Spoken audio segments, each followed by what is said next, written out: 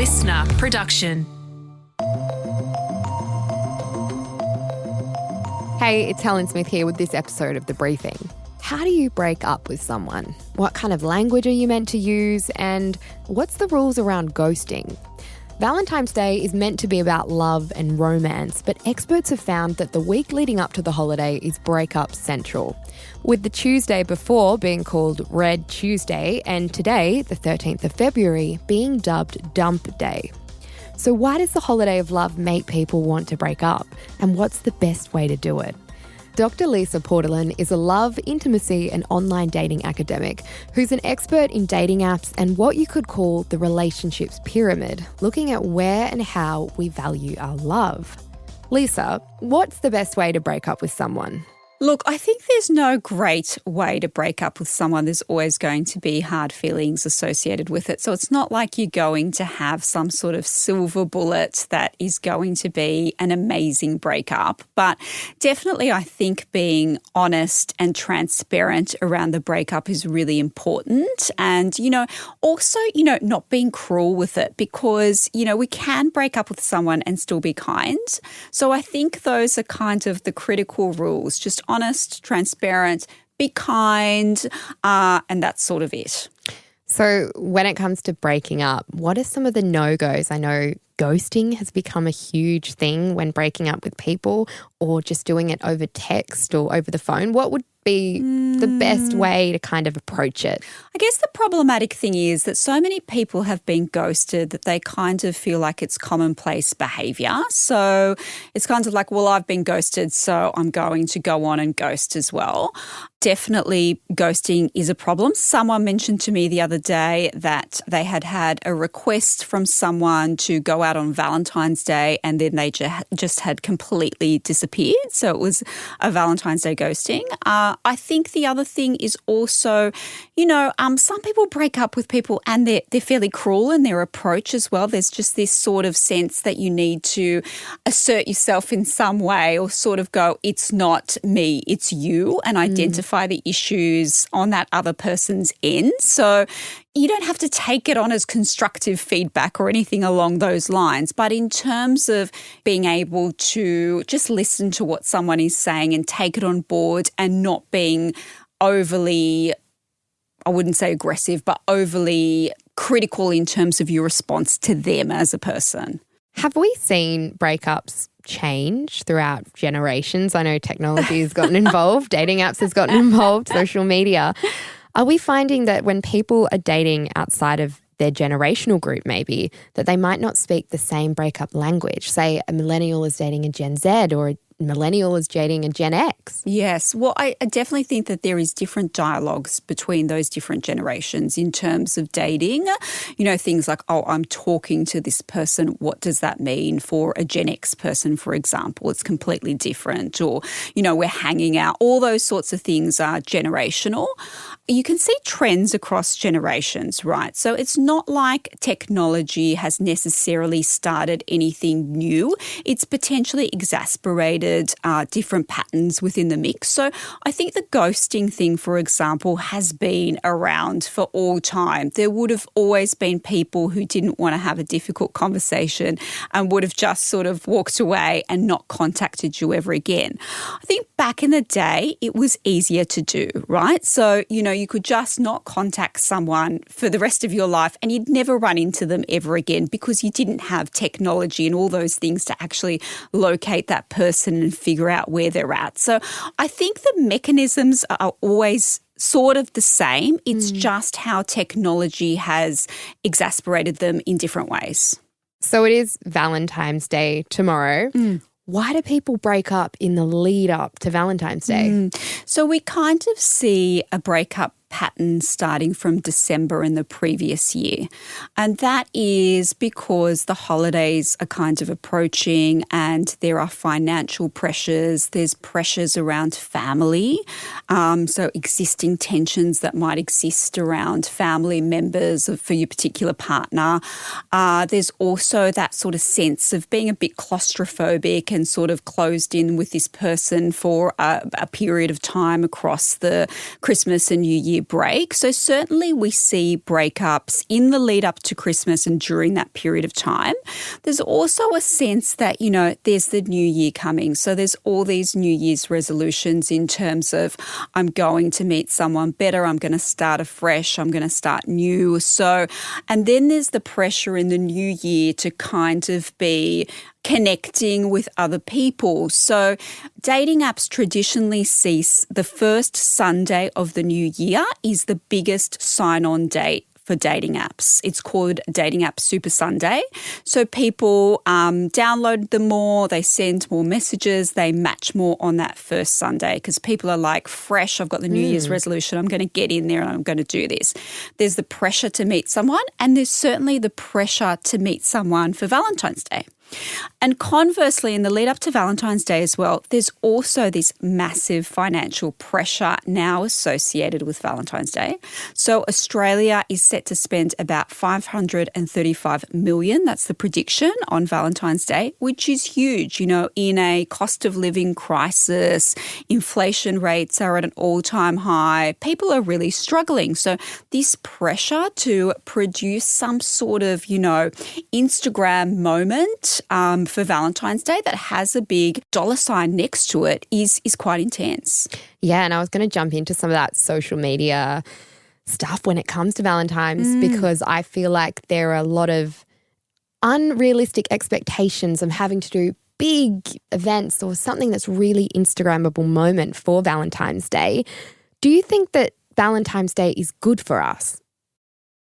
Look, I think it's always good to have milestones within the mix, within any sort of romantic relationship, because we know that life is kind of this sort of boring continuum, right? So you have to have these punctuations, these exclamation points in the mix to create moments, to remember things like as memories, but also things to look forward to and to bind us together. So I don't necessarily think that it's a bad thing per se to have this significant romantic day in the calendar. But at the same time, I do think that there is a negativity associated with what it's become. So definitely the idea that you have to create this signature date of sorts that you can pop up on your Instagram or TikTok account. It kind of has to have a great look. It has to be event planned by some sort of Kardashian event planner sort of thing to actually have impact. So I think the fact that we've moved so far away from just connecting on a romantic level to, what it looks like visually and how many likes and how much engagement it's going to get means that it's lost its purpose in some ways. And that can be, fairly stressful for people as well. Yeah, so do you think Valentine's Day puts a lot of unnecessary pressure on relationships?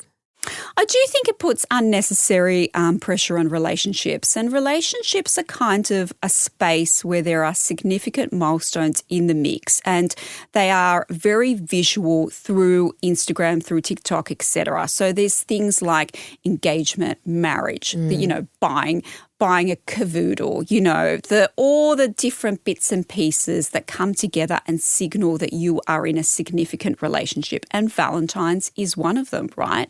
If you haven't posted some sort of image with your partner doing something significant, then, you're a loser in the mix sort of thing. The worst thing is that even now we have other associated events like Valentine's Day, which, don't get me wrong, is a great thing because we're celebrating being single, feminist, power to women, all that sort of thing.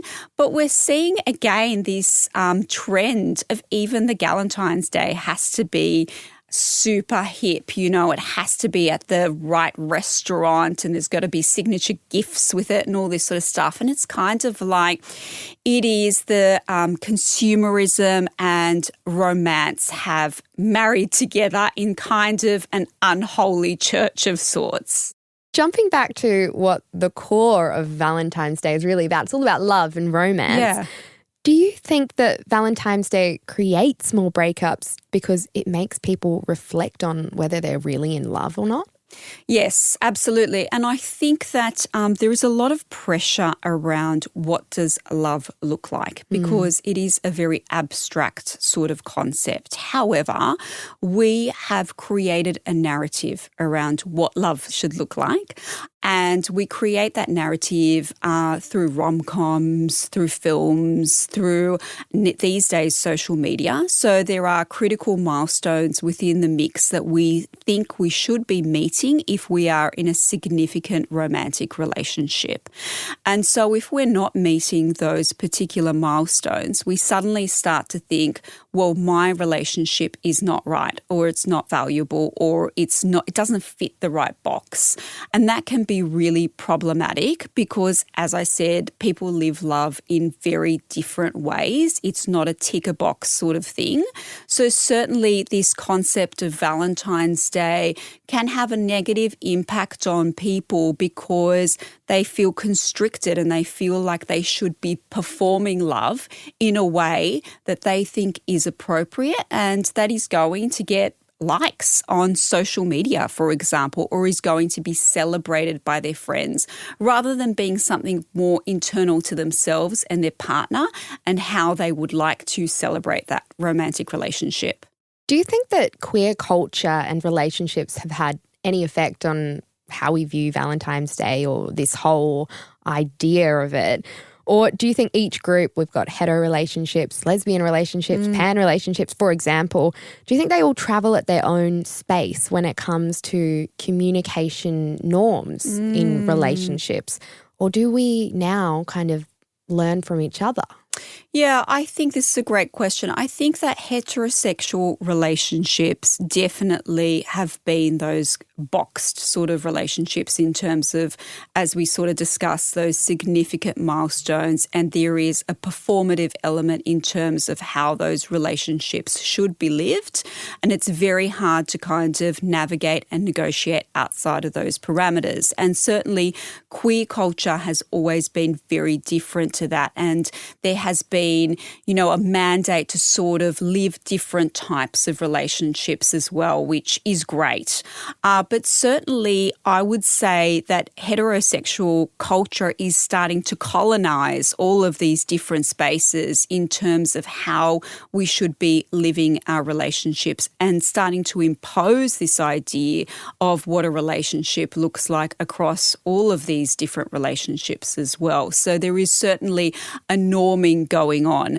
That said, I would still say that, queer relationships have, a greater level of capacity in terms of negotiating and navigating different types of structures and different types of ways to live their relationships. And hopefully what we will see is also an impact on the other side in terms of that norming also happening within the heterosexual sort of landscape. So it's kind of like there's good and bad in the mix. It's not a clear-cut sort of black and white sort of spectrum. So what is good love if it's not, what we see in TV and popular culture? What should we frame love on? I think we should frame love on what we feel comfortable and confident within our relationships and between two people and that relationship, whether it's a romantic relationship or not. Relationships aren't sort of gathered up in a hierarchy with the romantic relationship at the top. There's all types of different relationships that can still, have love and bring you love. So I think it's what feels comfortable and confident within your sort of spectrum. I definitely think that basing our relationships on what we've seen through social media, through romantic influences these days that are out there is fairly negative. And we've got to sort of see love from a socio-cultural and historical perspective. Like the way we see love these days is very different to the way we would have seen it 100 years ago or 200 years ago. So it's kind of a snippet of time. So I think we kind of have to think laterally about love, and that can be certainly very uncomfortable because everyone else around us is living love in a certain sort of way, but we have to make allowances for ourselves to live our relationships in the ways that we feel comfortable with them. So if someone has been broken up with recently or leading up to Valentine's Day, which really sucks, what would some of your advice be to them? My advice to them would be to not see love at the top of the pyramid from a relationship hierarchy perspective, and to really think about the other relationships that they have in the mix that are really valuable to them, you know, whether it be with their family, their friends, a pet, whoever it might be within the spectrum, right? So that romantic relationship is not the be-all and end-all. You know, it is not an example of what a life well-lived should be. You can live a well-lived life independently with different type of relationships as well. So I would suggest to them a bit of reframing around, you know, their concept of love. And I know that is a really difficult concept, especially if you've just been through a breakup and you're, you know, not in a great sort of space as well, but definitely empowering people to see love and to see relationships in different ways. Lisa, thanks so much for joining us on The Briefing. Thank you so much. That was Dr. Lisa Portalin, love, intimacy and online dating academic. And let us know at The Briefing Podcast on Instagram if you're celebrating Valentine's Day or if you don't buy into the holiday at all. We'd love to hear your thoughts. But that's it for this episode of The Briefing. We'd love it if you could share this ep with someone else you think might enjoy it as well. And if you want to keep up with our other content, you can check us out at Instagram at The Briefing Podcast, and on TikTok and YouTube, just search for Listener Newsroom. And we'll be back in your feed tomorrow morning at 6 a.m. I'm Helen Smith. See you next time.